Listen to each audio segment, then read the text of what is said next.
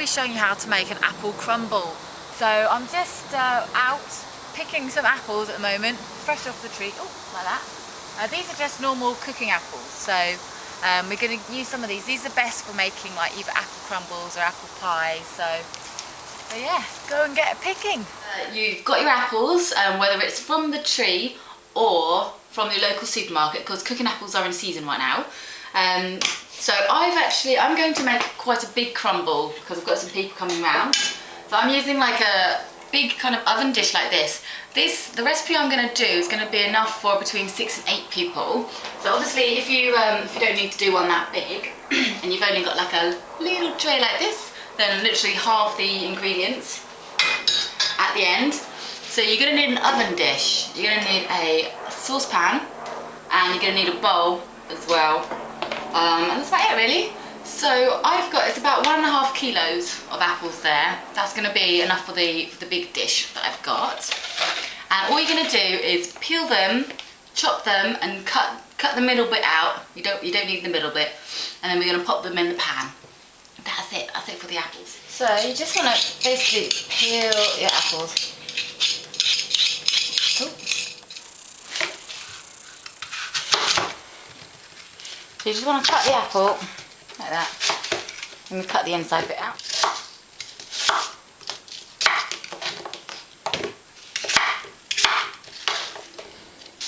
Okay, so you've got all your apples chopped and peeled in the pan. I'm going to cook them before I put them into the crumble dish because that's the way I've always done it, and it comes out really good. To the apples, I'm going to add 100 grams of, I've got some golden caster sugar.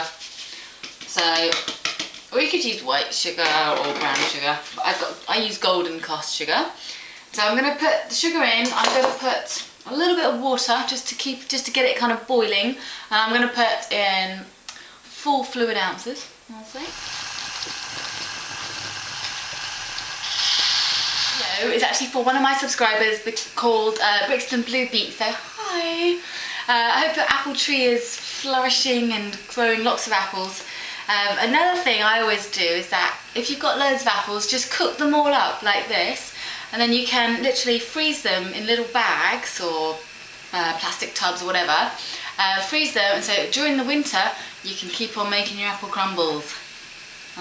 Good tip. Okay, so they've only been cooking for about 10 minutes, and as you can see they're beginning to reduce down. So this is about perfect really. You don't want them to be completely mushy and out of shape. Just want it to be like that, so a little bit cooked. Okay. While your apples are cooking, you just got to make the crumble topping. Now in here I've got 300 grams of plain flour, cold butter, and all you're going to do basically is cut it into little cubes, as I'm doing here, you can see. Cut it into little cubes, and you're just going to basically pop it in, and you're going to rub it with your fingers. It's best to use cold butter, it kind of works better.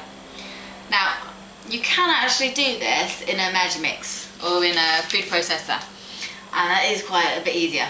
But I'm showing you, the proper way, the traditional way, just in case you don't have a blender. But normally I do actually just blitz this. Okay, so I've got the flour and butter there. Literally, you just get the butter and you kind of mix it with your fingertips. You rub it. Okay. So now, after a few minutes of a fun workout, it's kind of turned into breadcrumbs. That's where you want it to get to, this kind of stage. Okay? It's like breadcrumbs, alright? So now your mixture is like fine breadcrumbs. What we're going to do is going to add in 175 grams of sugar. You can use brown sugar, I'm using golden caster sugar. And I'm actually going to put in, this is a bit of an odd ingredient, but I found that if you put a couple of tablespoons of custard powder in, I've got some Bird's custard powder, it kind of makes the topping a bit crispier, a bit crunchier. So I'm going to put in 2 tablespoons of custard powder. Don't knock it till you try it. I'm also going to put in, let's have a look, oats as well. So you can mix some oats in. You can also mix some nuts in if you want. If you want to make it a bit more exciting. So I'm literally going to put just a cup, about a cup's worth of oats in. Or you can put half a cup, whatever it is. I'm going to put just a little sprinkle of nutmeg, maybe about a quarter of a teaspoon. There we go. Just get a bit more flavour. Always remember just to test your apples before you put them in the pan. Okay, so I've actually added a teaspoon more of sugar because I am such a perfectionist. I literally pour all your apples in the dish. These are really yummy. Okay, and then all we're going to do is put the topping on top and then pop it in the oven. The oven should be preheated to about 180, and it's probably going to stay in the oven for about 30 to 40 minutes until it all starts going crunchy on top. And that's it.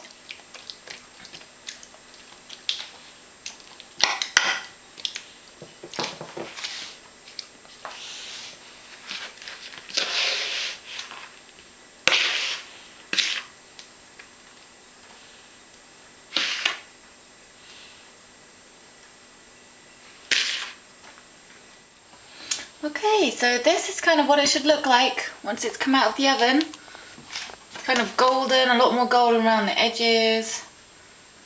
And it's kind of gone